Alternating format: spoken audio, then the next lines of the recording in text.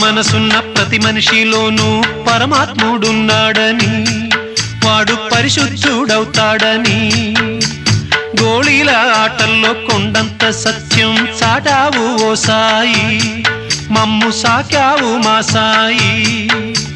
వాసనలు వేరైన వర్ణాలు ఎన్నైన పూలన్నీ ఒకటంటివి, నిన్ను పూజించ తగునంటివి. మా తడిలేని హృదయాల దయతోటి తడిపి కలుపుల్ని తీసేస్తివి, మాలో కలతల్ని మాపేస్తివి.